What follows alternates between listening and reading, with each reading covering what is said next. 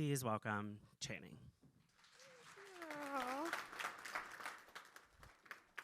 All right. There we go. Whoops. All right, well, thank you. Oh, hello. There is a spotlight. Look at that. Well, thank you so much for having me and that wonderful introduction. I do public speaking a lot because this is fun. And what I'm about to walk through, I promise, is not going to be boring because in anyone who has ever spoken to me, I don't do boring. But in particular, there are a lot of marketing mistakes that are so simple to fix when we know that it needs to be fixed. All right, so let's jump right in with this. What is the first marketing mistake? Getting too creative with your branding and your website, right? You are event professionals. You like to do creative things. This is what a lot of work looks like. But what do you notice about what you see here? What do these pictures have in common? Anyone have any thoughts? Okay. Something not all clients can afford. I mean, also that. I mean, what can I say? My clients do cool shit. I wanted to show it. Okay, yes. But also color. There's a lot of color happening here. So then you add a brand color behind it, and immediately, yes, I was a child of the 90s in the best way, it just is a Monet, right? From a distance, you're okay, but like there is a lot that is going on there, right? White space is your friend. It is your BFF, and white is also a color, so let's not forget about that, right? So instead of getting too creative with all of your branding and getting too much out there, what you want to do instead is remember the 4x4x4 color rule, okay? That is when you are building your brand or working with someone else to do this, who should know how to do this correctly, 4 primary colors, 4 secondary colors, and never more than 4 colors in an all-encompassing design. Mind you, when I'm talking about branding, yes, I am talking about a website. I'm also talking about your business cards, anything that you physically give to somebody else at an event, the colors you show up wearing at an event, right? If you are representing your brand and you have a uniform or you have a standard with this, unless you are I am a rainbow of colors and that is my brand. And I know someone actually based out of Orlando. His name is Marvelous Mark, and he is everything that you expect when he walks into a room, because that is his brand. He's like, as many colors as possible, right? But here's what that looks like, okay? So I say these 4x4, and you will notice this secondary palette only has 2 colors. 3 colors, sorry, I can't count. There we go, 3 colors. Because just because you can have 4 colors doesn't mean you have to, right? So there is a primary palette, called that for a reason.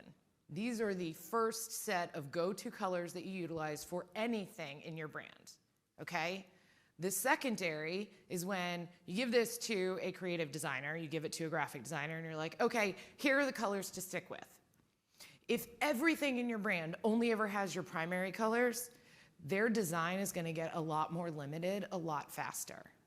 So this gives you a little bit of creativity, but we're not gonna lead with any of the secondary colors. That is where you will find, say, buttons on your website, links. If you need bullet points, you can use the bullets from a secondary color, right? They're literally there to enhance, but not distract, right? And black and white are colors. Okay, I'm gonna stress this again. Black and white are colors. So if you have all black typeface on your website, okay, that's great. Or on a document, that is considered one of your 4 colors, okay? So when you're designing your website, if you have more pictures, you wanna have less of your brand colors on it, right? For those of you that might just be starting off, or maybe you work with clients who are just incredibly impressive and don't want anyone to know how much money they are spending on their event because they're like, oh, this doesn't need to get out. If they won't let you utilize your event photos, their photos on your website, okay, then you have more freedom to use your colors in the designs, right? You can use them because you don't have the photos to go with it. But as you build up and you start adding more to your portfolio or you make longer pages, You want to cut down on how many other colors are there. And here's what that looks like. This is what it started as, right? We're like, oh, it is a brand color that's in the background, but with all of these event photos, there's a lot going on. If we change it to white, what just happened? The photos popped out, right? You actually see the work.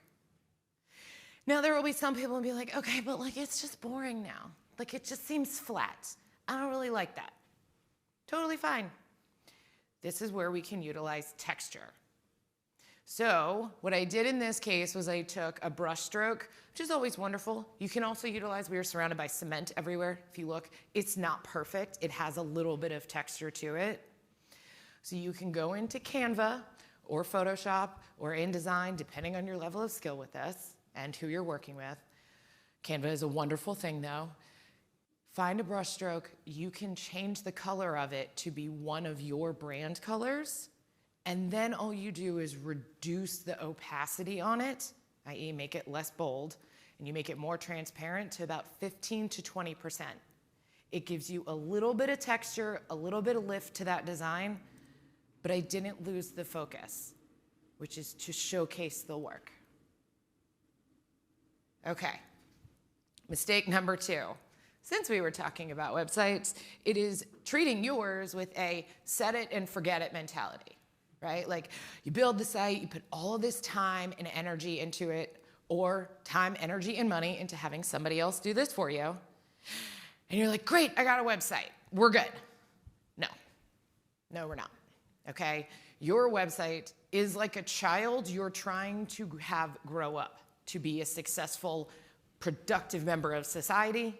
In this case, it is trying to get them to grow up and be a highly organically ranked website on Google, or at whatever your chosen platform may be, but I'm gonna use Google for reference because it's the biggest and baddest for a reason, okay? Instead, you need to keep optimizing your website. You do that by making updates. If you had an event, that's amazing. That's an opportunity to add a blog post, or you can add a new portfolio page with all of your pictures on there. You can do a case study. Case studies I absolutely love. They do take a little bit more time, but one of my favorite tools is to pick up your phone and open up your notes app and speak out what your answers would be. Somebody asks you a question, and pretend that it's me in this case. I asked you, all right, what was the challenge that this client came to you with? You say that, and then you just speak out what your answer is. So they came to us wanting to have this awards gala for 500 people. They wanted it to be really impactful, but have some interactive elements, okay? Next question, how did you make that happen? And once you speak out all of your answers, you will find that writing becomes a whole lot easier because you have it there. You then just send that to your computer. And once it's there, you can utilize ChatGPT to be like, great, can you go fix all of the grammatical errors that are in this? Can you optimize this with subheadings that will be beneficial in search? And see what it gives back to you. Edit to make sure that it does still sound like your voice and doesn't sound like a robot. And I can go into all the ways to make ChatGPT work for you and work for your brand. Q&A, you have that? Great, we'll get there. But for the moment, just know it's a lot faster way. Because one of the things I hear is like, you don't know how to write. Or I'm constantly doing other things. I don't have time to sit down at a computer. You don't have to. I sit at computers all the time, and I still use voice dictation for everything because my hands are way too large for my phone, apparently. And so everything is a mess, and I'm like, forget this, voice dictation. It is what it is, right? But it will cut down the time, and it gives you that opportunity to create content that you can then add to your website, right? Another way to do this. There we go. Do you have new headshots? Update them. Also, yes, keep your headshots updated. If you have decided to completely change your hair in every way, get new pictures. Because that is stuff that everybody does check you out. And we'll get to this, but even when you get a referral from somebody, you may be my best friend, and I may trust your word in every single way, but if you say go talk to John, guess what? I'm still gonna go look up John and find out who is he? What is he all about? What is his work? Because you may like him, but that doesn't necessarily mean we have the same style. It doesn't necessarily mean that we're looking for the same thing in the person we hire. And what we really want to see is a very continuous image. The faces and the work you see online is exactly what they expect to get offline. So if you saw a picture of me in sundresses on all of this, and then I showed up like this, you'd be like, wait, what? What's happening here? Because it doesn't connect. And it does subliminally send that message to other people. Well, if that's disconnected, what else in this experience working with them might also be disconnected? This is why I will beat the branding with a dead horse, right? Because it is that important. It may not be like, oh my God, you wore black today and all of your website is red. But people notice continuity. And when you do have it, that will stand out. When you don't, it's kind of like the ick in dating. It's like, I don't know what it is, but something is off about this, okay? Who here has clients that ask them inane, obnoxious questions all the time? Yeah. Some of those hands were lower, but I saw you, right? The easiest way to get around this is take all of those questions and make them FAQs, right? Step one, turn them into frequently asked questions. Because then every time someone asks you that again, be like, oh my gosh, I completely understand. Here is everything you're gonna ever want to know about that, and you send them the link. It also then becomes a lot more efficient for you to answer their questions, positive customer relations, but also move on to the next thing. You're not wasting your time saying and writing the same thing over and over. Then we're gonna continue updating your website by breaking out every one of those FAQs into its own individual blog post. Because then you can delve even further into it, you have more detail you can provide to someone, and let's say you have 25 questions, that just got you 25 weeks worth of content because you can write one blog post a week about each one of them.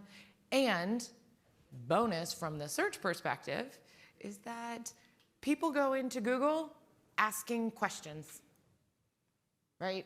They would be like, where is this? How do I find this? What's the best way? So when your website has both the question and the answer, guess who's gonna gradually start to grow over time? And that's what you wanna be, is the answer to everybody else's question. Which leads me to talk about search engine optimization, right? Further into this is that if we don't update our websites, Google's not gonna find you. Right? Like, I have built a lot of websites for people, and a month later they're like, we're not on the first page of Google. Why is that? This doesn't happen overnight. It is called search engine optimization for the reason. But does anyone feel like they are confident they understand how SEO works? Raise your hand. Yeah, the only hand I expected to have there. Awesome. I love that there were some other hinklings. There's one person who gets it. So I'm going to break this down into the simplest terms of how SEO actually works, okay? And I want you to remember high school. Maybe traumatizing, maybe absolutely amazing. But here's how it works. If you're the new kid in school and you walk in, can you walk in and just sit down at lunch with the quarterback of the football team and expect no one to look at you sideways? No, because that quarterback is gonna be like, well, who are you? I don't know your name. I know nothing about you. I don't know if I want to associate you. Guess what? Google's the cool kid, and it just doesn't know you. So in high school, how do we get people to know us? Yes, fantastic. Your digital party is your newsletter that sends people to your website, right? Thank you, Patrick, I appreciate that. You can do that. You start talking to people. You tell them, oh, hey, I'm the new kid here. Maybe you start and you become friends with a band kid. Not the coolest of the cool if we're working in stereotypes here, right? But it's somebody else who's like, oh, if you can sit with them, okay, you're not a pariah, you're not weird, someone will talk to you. That band kid is someone with a domain authority, which is considered the levels of coolness on the internet. Your website, certain domains, ranked levels of coolness. Top news sites in the 70s, 80s, 90s, up to 100, right? the higher the domain authority, which is essentially you know what you're talking about on the subjects you say you know what you're talking about on, the cooler that kid is. So the band kid's probably low, but you know what? It's someone who's gonna vouch for you. And then over time, maybe you work up and you become friends with the cheerleaders. Well, that's a step up in the right direction. And then all of a sudden it's like, wait, this kid was here, but the cheerleaders also like this person. So then the football team's gonna be like, well, maybe if the cheerleaders will hang out with him, maybe this kid's not so weird after all. That's how Google is gonna start to rank you. Over time, you get to know people, you have more people coming to your website, you have more questions that are being answered, and when they get to your website, they stick around, and Google realizes, wait, people are going to this site, and when they get there, they're staying there. Okay, maybe I need to pay attention to where they should be ranked. Does that make sense? Is that a little clearer for those who didn't understand SEO before? Awesome. Okay.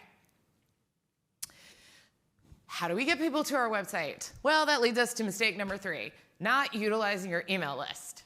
Okay? Things used to be, if you build it, they will come. No. That's actually not how search works at all. That's not how businesses work. You cannot just all of a sudden set up a business and be like, great, we're open. Did you tell anyone where you are? Did you tell them how to reach you?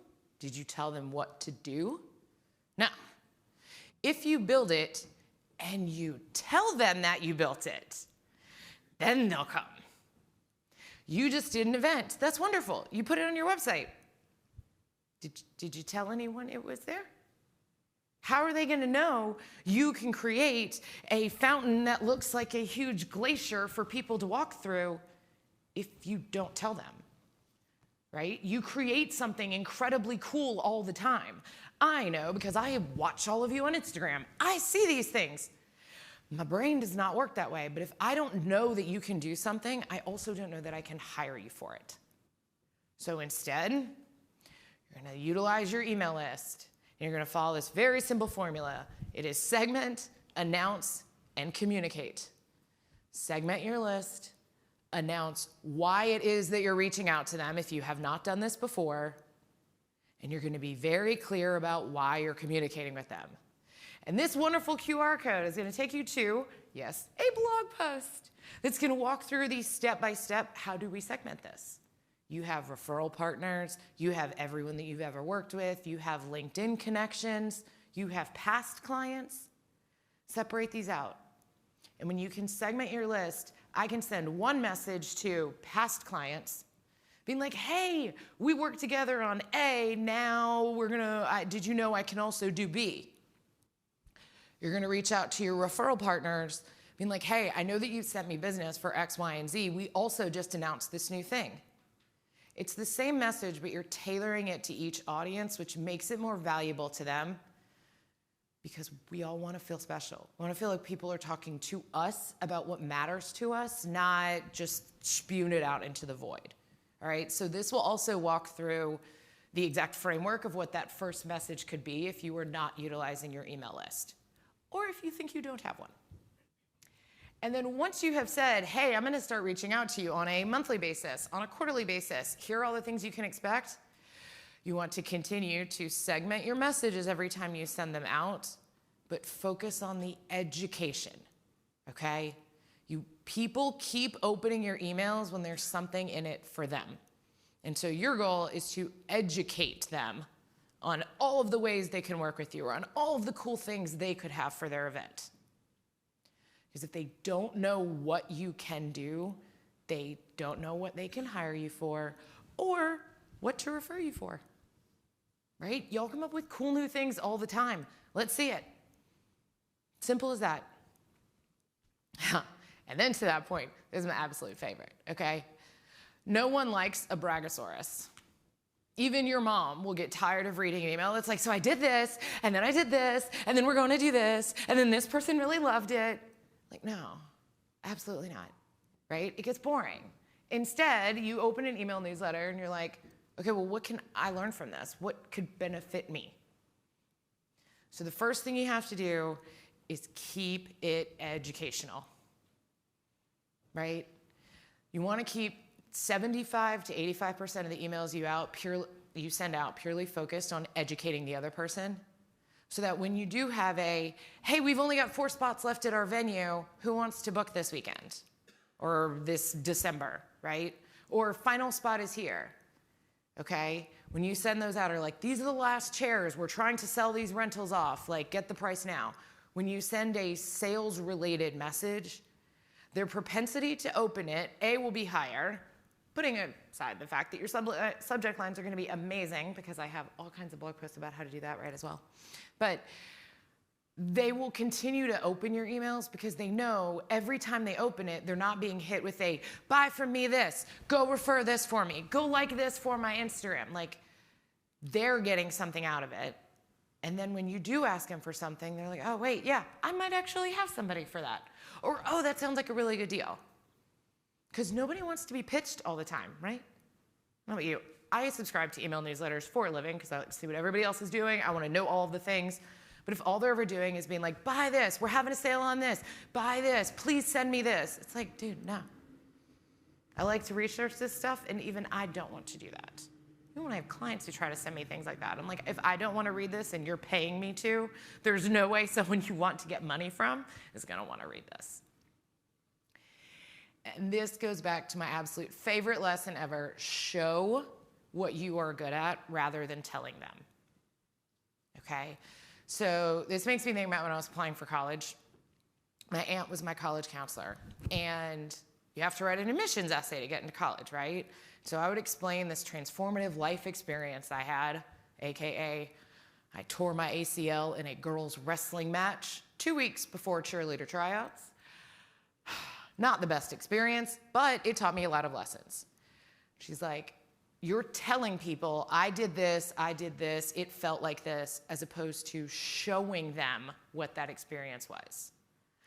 So from an event perspective, and then instead of saying, so we did this, we're really good at designing, we have these really awesome rentals, these fabrics are really cool, we can be super creative, show them the photos, saying, our clients asked us for this, here was the result. I can look at those fabrics back there on the tables and be like, yeah, those are pretty cool. I like it. I don't need you to tell me that you have colorful fabrics. Your evidence is there. You just have to say, we think outside the box. Okay, show me ways. You want things that you're not going to see at other places? All right, just let me see. We are very visual creatures. And always be able to answer the absolute most important question before any email goes out. What's in it for me? Meaning the reader. You want to sell something, or you want them to see this latest event, but what are they going to get from it? A new idea on how to create an entrance, a unique venue that they maybe hadn't considered before, a destination that has really affordable rates for large groups. What's in it for them, and right from that perspective.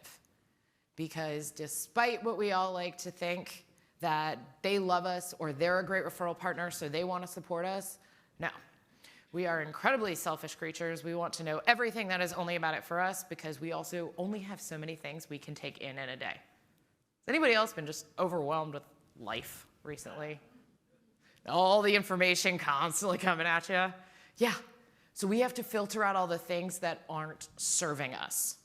My therapist would probably be very proud that I just said that. But it is one of those. We have to filter out and only focus on the things that are really going to add to our lives or move things forward, because there's just a lot of crap out there, right? You want to make sure you are serving people and showing them ways to make their life easier, more creative, more beneficial, more revenue-driven. And fun bonus for this one, right, with emails, one goal. Pick one goal. You can have the exact same URL and link through 5 different times in that email, but think about, what is the goal of sending this out? Do you want them to go check out your Instagram? Do you want them to go to a specific page of your website? Do you want them to call you? Do you want them to reply to the email? Choose one thing you want them to do. Because if you give them, well, here's all the ways, and then let me have these 5 different events that are in here, and then I'm gonna put all of my social links, I'm gonna give you my email on the bottom, and I'm gonna give you my phone number, and I'm gonna give you the website URL, what happens? There's 20 different links. I don't know what you want me to do, right? You have to tell them what you want them to do, because we get analysis paralysis. And it's not just people that are prone to anxiety. It is not just those who tend to, take on every single project and then be like, well, yeah, of course we can add one more to the list. Overachievers run rampant in this fantastic industry. We need to tell people exactly what we want them to do, and then the chance of them clicking through goes much higher. But if they're given 20 options and you really want them to take option 18, how do they know that? They got too many to go through, so they're not gonna do anything. But if you put the same destination link in 5 different spots, they're bound to click on one of them. So you want one goal, one clear CTA, AKA call to action, and that is what will increase your conversions. Could be revenue, could be filling out the form. That's the next step in the sales process. Mistake number 5 is not taking time to capture your content on site. Okay, I see this happen a lot. Maybe you saw at the beginning of this presentation, while I was being introduced, did anybody see what I was doing over here? Bingo. You know why? Because my client was on the stage, and he didn't have a tripod set up in order to do this, because he had someone to do it for him, right? That's the thing. It didn't take long. It was less than a 10-second video. But that can be repurposed in so many ways later. Okay? And I know runs of show can get real tight. You've got a whole room set up. You're like, I don't have time to take pictures. Or I got to deal with the 20,000 fires that have just happened here, right? Completely understand it.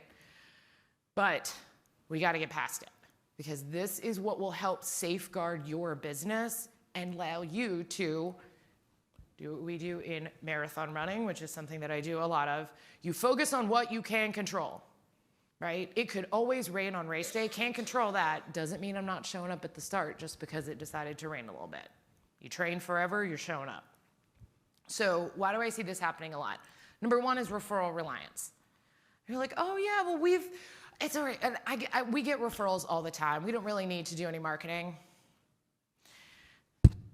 Personally, I like to keep control of my business.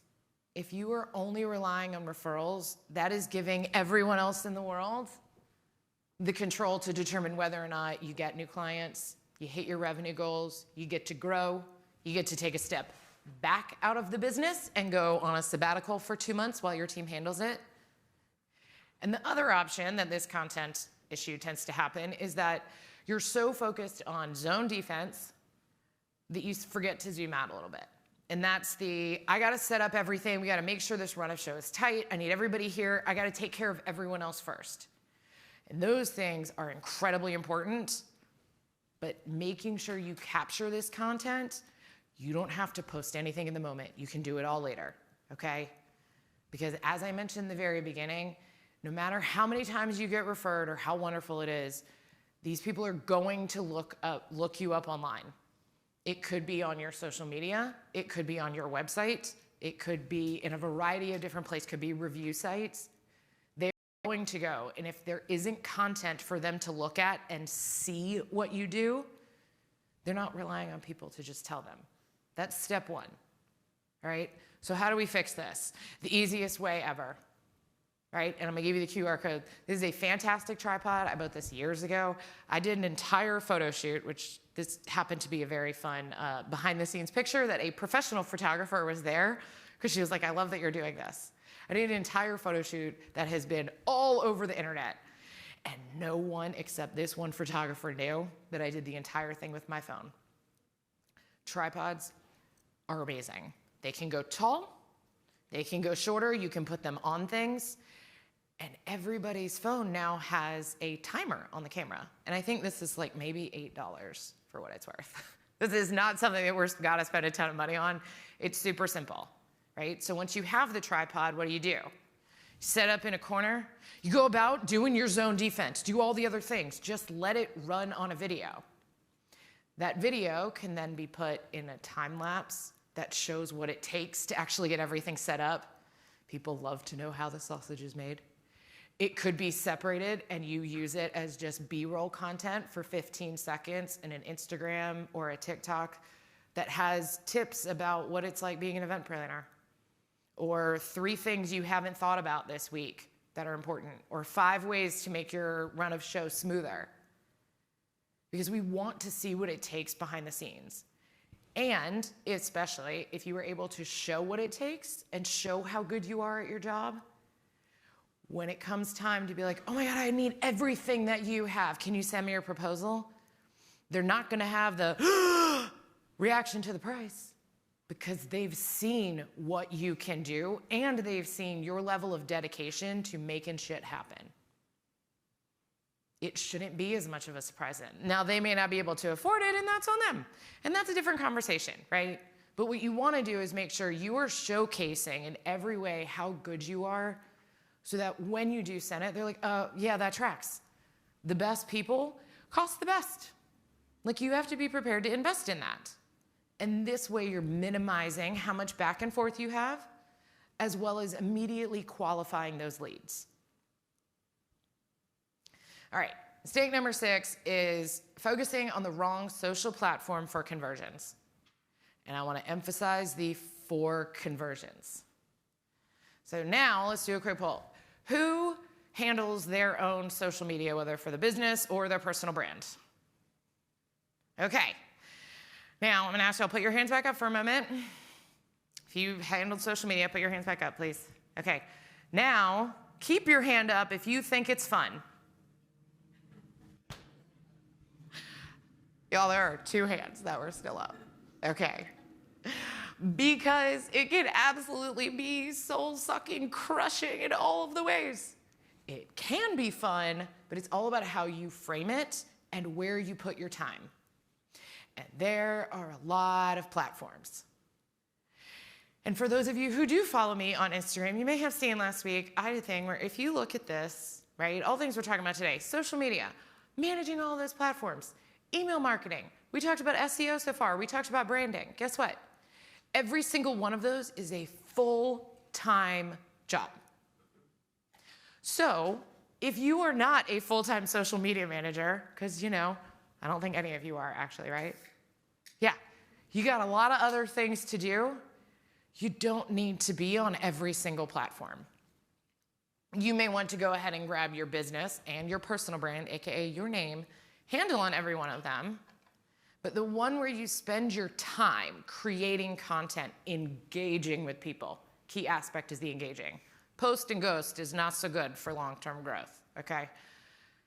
It needs to be the one where you will have conversions, i.e. people who reply back to you, people who reach out to you, people who say, oh, I just shared your profile with so-and-so, or thank you so much for doing this, or I just dropped your name to somebody else. Okay?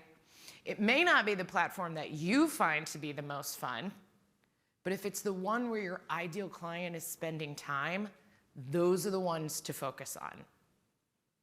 And I have actually had a call with a client last week about this. They love doing Instagram. And I'm like, that is so great for you. Have so much fun with it. Your people who are going to hire you are spending their time on X right now. So when it does get stressful and you're like, I got a lot of things to do, you focus on the one that's going to bring leads in the door. And that could be starting with a DM.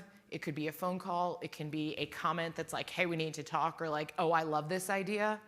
If someone takes a moment to engage beyond just a like, that's somebody worth prioritizing because they took a moment to engage with you, which means if you continue to engage with them, they will either become a lead or a referral partner. Both of those are beneficial and both of those lead to money down the line.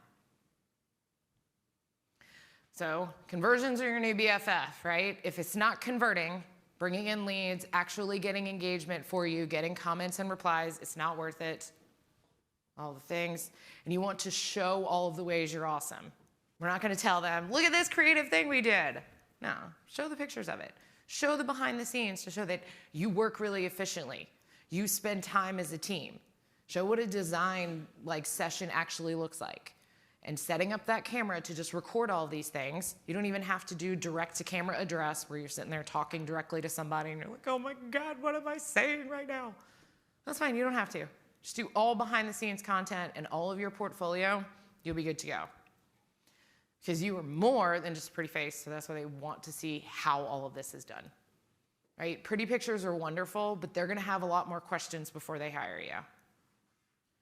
All right, and mistake number 7 is, y'all, this breaks my heart because as much as I love marketing, I hope you know, Patrick said, it is about connecting this to sales. And when people get really excited of like, oh my God, I want to do this event, or I want to work on this project, it's gonna be so wonderful, here are all of my ideas. And you haven't gotten paid for those ideas? No. We need to make sure everything connects back to sales. And that is why the contracts is not enough, you have to have the deposit. People can back out of contracts. They do all the time. I am someone that genuinely believes that we are good as a whole. People are nice, talk to strangers every day. But that does not mean I'm gonna trust every single person with my livelihood. And my best friend since I was 11 years old has a contract with me. So you better believe everybody else, contracts. Because you left, but like your best friend is not gonna question it because it's like, well, this is your business. Of course I wanna do this correctly. Because when you have the contract and everybody has everything on the up and up before you delve into what makes you so special, then friendship comes out of it, it's business. And you don't have to worry about, is my relationship gonna get risked if something goes wrong? Because it all comes down to that contract. And this is how you get around it. It's not that you've got all the grades, you're providing a solution to someone's problem. Y'all can walk into a space like this and probably imagine it 6 ways from Sunday. I walked in and saw the setup, and I was like, okay. But you can describe to me what you want your website to look like, and I envision the entire thing in my head and how to put it together. Our brains work differently. Your client's brain also works differently. So if they're looking to hire you, it's because you can do something that they can't, or they just don't want to. And that has value, and they should pay for it. So, final thoughts on all of this is that there's a lot of information, there's a lot of things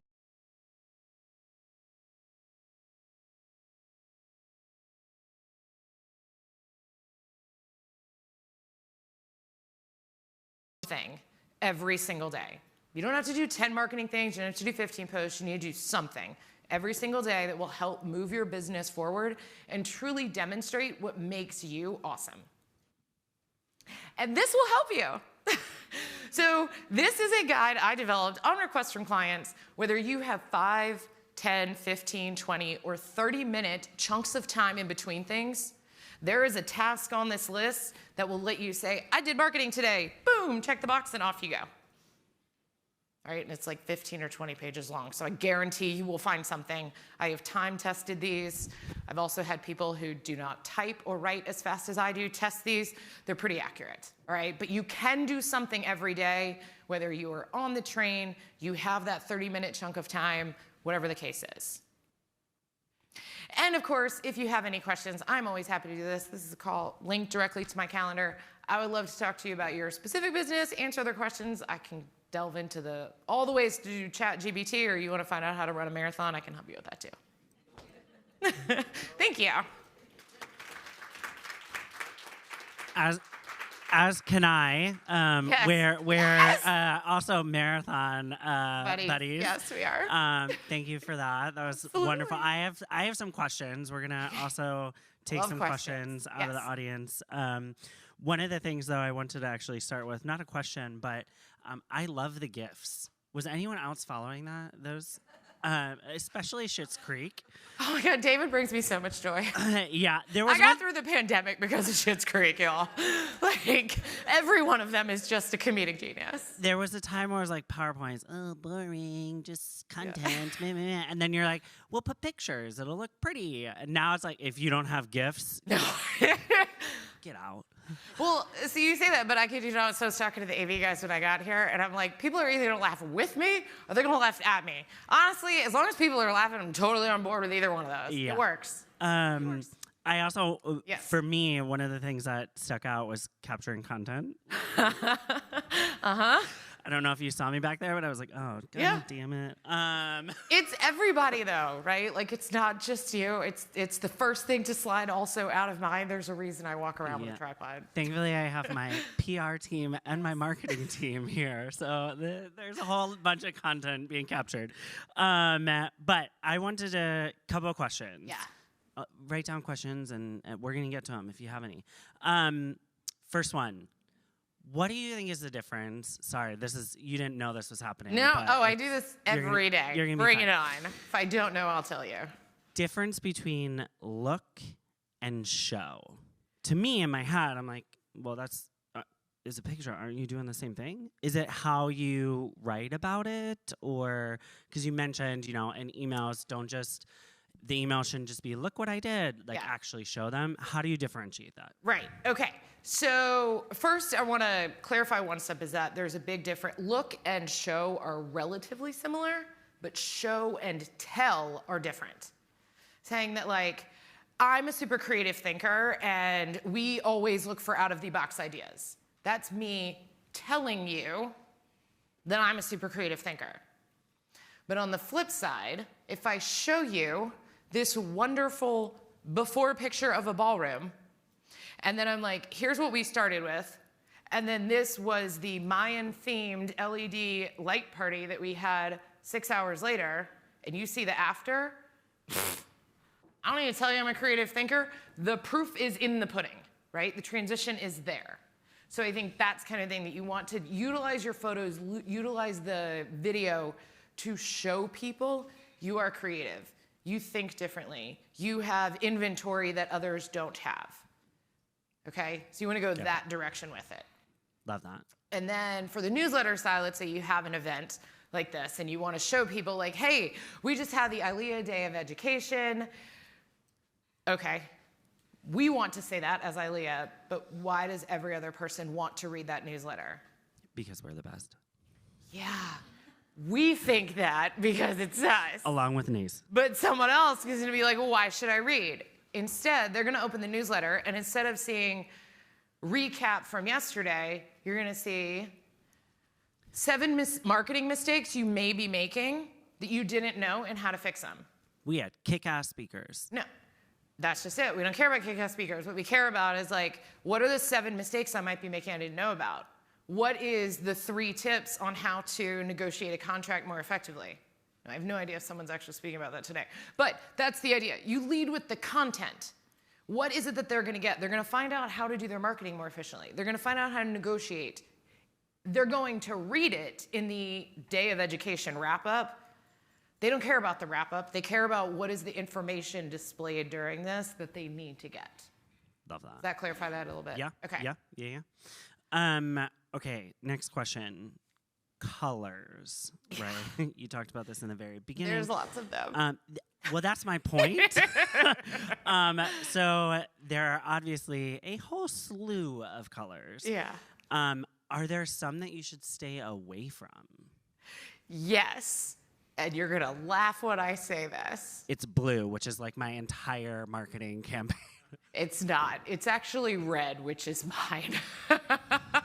So I want to point this out over here. So these you don't know, it is also February. It is Heart Disease Awareness Month, which is why I will be wearing my red all month.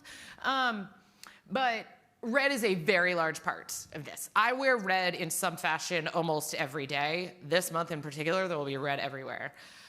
Red, black, gold, and white are the primary colors of the DCM color palette. It's how you use it. So red is an absolutely wonderful color.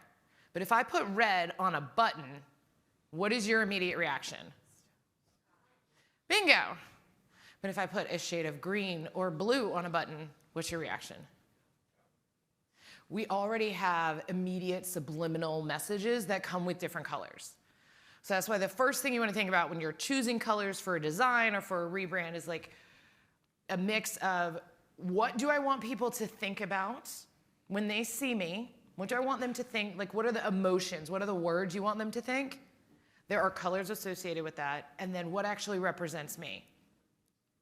Right? So you'll notice my red is not a Crayola red dress red. It's a little bit of a deeper red. Deeper reds are stronger, consistent, powerful, right? You like blue. Blue is very welcoming. It is also bold. It's creative. Not us. There are different ways, right? Like purple is one of those. Purple is a color of royalty. It's something that immediately demonstrates that there is exclusivity to this. There is professionalism to this. So colors can have a lot of different meanings. You want to stay away from strong reds. If you use red, it is to always be in a very strategic fashion, right? If you go look at my website, you will see that there is red on here, but every call to action, every link is actually a gold color.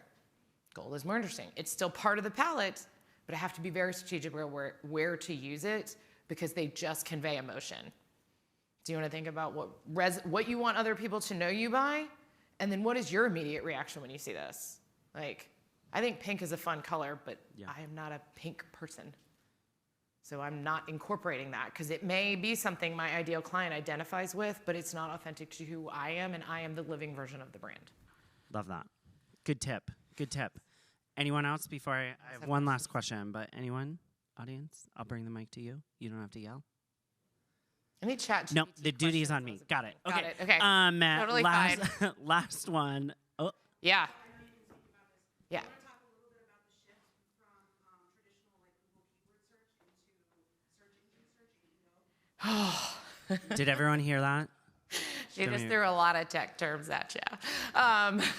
Yes. So, how many actually? Let's rewind for just a second before I get into this detail with search. Is who is currently utilizing ChatGPT or a word-based AI in some way? Awesome. Now, who has gone to Google and typed in a question recently and seen the result that says AI summary? Yeah. Okay. Awesome. So the thing that's great from a user standpoint is that you show up and read that and you're like, oh, I don't even have to click through to all these different websites because it's right there. That also means it's harder for websites now to stand out in these searches because you have to be, let's go back to those FAQs I suggested, very deliberate in content you're creating that answers a specific question. So it used to be like, I wanted to be, you want to be ranked for industrial venue, Chicago, right? It's an industrial style space. Okay. You can't put industrial style space 10,000 times throughout the website for artifact events because that's what keyword stuffing would be called. And that's just obnoxious. And it got to the point that it's obnoxious that Google's like, yeah, no, we know you're just trying to rank for this. We don't even know if this is accurate, right? So then we went to longer tail keywords, which is 4, 5, 6, 7 words, right? It's not just industrial space. It's not just Chicago venue. It's industrial space in Ravenwood, Chicago. Isn't that where I am right now? Ravenwood? Yeah. That's Yeah, what I thought. Okay, sorry. So it's one of those, it gets longer, but now, because of AI, and Google is scraping full sets of content. It's going to look across a variety of websites that are answering these types of FAQs or these types of 5 tips for XYZ, and it's going to pull the most valid information for that, and those things will help rank. So this is where AI can be very beneficial for you as far as generating content ideas. Do not utilize it for generating all of the content. But if you're like, what is something that is going to resonate with this type of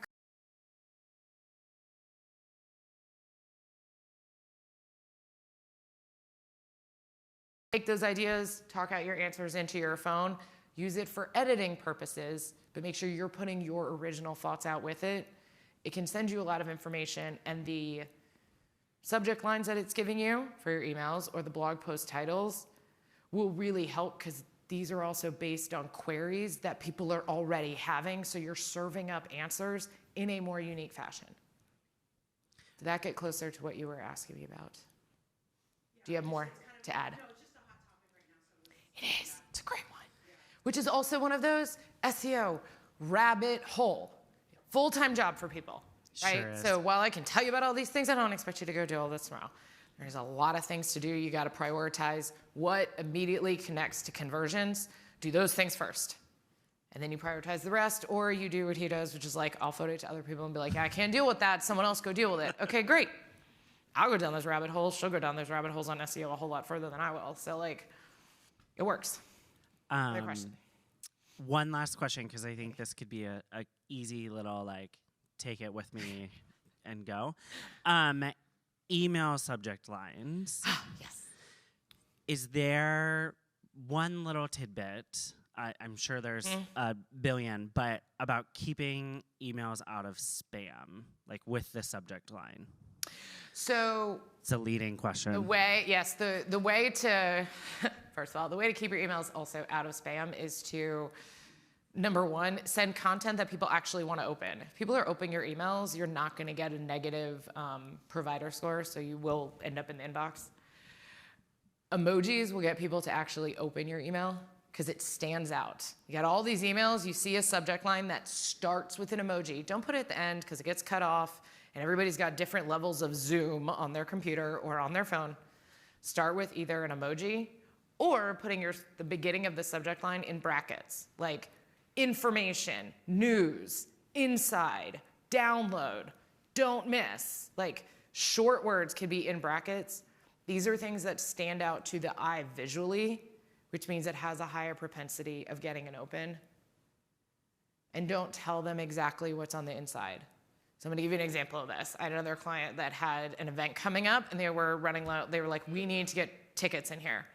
So they sent me a thing and their subject line said, prices $35 only through tomorrow. I'm like, well, you just told them how much it was, as opposed to like only for tomorrow rather. Instead, be like, the better subject line is special pricing only tomorrow. Well, now I want to know what that price is actually going to be, so I'm going to click on it to find out. No, I may still choose that it's not for me, but if I'm not interested in spending $39 on whatever this was, I'm not even going to open the email because I don't care. But if it's special pricing only tomorrow, then I'm at least going to open it. The more people that open, you get a positive email provider score, and so then all things will end up in the inbox. Love that. Jason, yes. And then we got to move on. Jason. In this weird time in social media where there's social media migration, people jumping from Facebook and Instagram or Blue Sky and Substack, different other types of social media. Are there things that we should be looking at in some of these new social media outlets? Are there things that we should less prioritize than the ones that we, for traditional? Yeah. So I'm going to say something controversial. Instagram and Facebook are going nowhere. There are so many people on it. People may take a break from it, which is why your email list is so important. And I will continue to beat that drum forever and a day because it's true. People may take a break from social, but they're always opening their emails. That being said, we may not like how things are being handled, or your target client may not like how things are being handled. But also, when people get real up in arms about something, they want to either spew that up in arms or they want to see what everybody else is saying about it. So they may not be engaging on it, but they're paying attention. As far as new platforms, I'm a strong supporter of let's make sure this sticks around before I prioritize it. Think about Clubhouse. People jumped up. Does anyone remember this? Clubhouse, right? I was like, oh my God, this is amazing. Yo, it's just a podcast, but with 7 different people who are being moderated. That is just vomit in your ear. And what happened? It didn't stick around because no one wanted to listen to 10 people all talking over each other at the same time. So it sounded like a great idea, and people were like, oh, I'm gonna put all this time into it. And even someone I know in Miami got like 500,000 followers. This much money came from 500,000 followers. So I'm like, yeah, no. I got like 2,200 followers on Instagram, but guess what? I can tell you exactly how much money I've made from it. So I don't think it's worth putting time and energy into something until it has proven it's actually gonna stick around and that your ideal market has already gone there and shown that they're engaging on a regular basis. Then absolutely go ahead and pay attention to it. Otherwise, watch what's happening, but be like, let's see what happens in 6 months. Because we're all fired up now across the board. Whichever way you fall on things, everybody's all fired up. When tensions tend to cool, we'll see what's left, but Meta is not going anywhere. So it's still worth your time, and it's still the cheapest for conversion when it comes to spending money on ads. I feel validated. Thanks for that answer. All right. We are going to thank you so much. Absolutely. Well, thank you all so for much. All of your insights. Yeah. Sarah has a little something for you. Oh, Because, how very nice. But I changed it to red for you. Oh, Yeah. that is delightful. It's I the love small it. touches. Oh, it is, and it's food, which is always exciting. All right, Chrissy, you wanna tell us what we're doing next? Sorry, I think I just sweat all over that. Thanks, Patrick. That's okay. We're buds. Oh, yes. Channing, once again, hey, thank you so much. That was wonderful. Another round of applause. I think we all took away some key learnings from that. And now we're going to continue with some learning. We have 2 different breakout sessions to choose from with some industry experts, colleagues, friends that I'm really excited to have here with us today. So I'm going to explain how the breakout sessions are going to work. In a moment, you're going to choose one or the other. One is going to stay in this room. One is going to be back in our breakfast area. And I'm super excited about our speakers because they both also happen to be really wonderful women and friends and folks that I've personally learned from quite a bit, and I believe you will as well. First of all, I would like to introduce Ms. Gail Orfanos, CMP, HMCC, who is the founder and owner of Go Meetings and Events. She is a meeting planner extraordinaire. She is probably one of the most organized people I've ever known. She also happens to serve as one of our directors of programming with NACE, and she is going to lead a budgeting hackathon kind of roundtable discussion. So especially like any meeting planners in the room, I think you might especially get a lot out of this. And even if you're not directly involved in budgeting, right, it's kind of everyone's responsibility. So Gail is going to lead that discussion right in the back room there. And next, I also have the pleasure of introducing Ms. Stephanie Lees Emmerich, who, well, geez, I don't even know where to begin to describe how many things she does and what she does. She's the CEO and founder of Service Speak. She is an author. She's a professor of excuse me, at the, what is it, Stephanie? Right, I was looking for the exact college, though. You. That's the part I was missing. So, and I've yet to take one of her classes. I'd really like to sit in on one of her classes.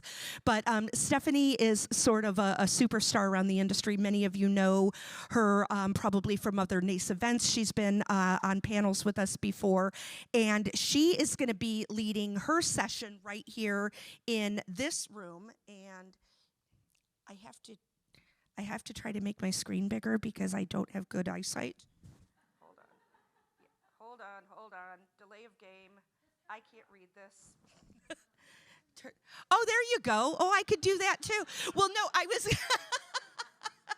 Well, I had some other notes I was going to share, but yes, keeping it together, effective organization, and keeping morale high in challenging times. I think that's something we can all relate to.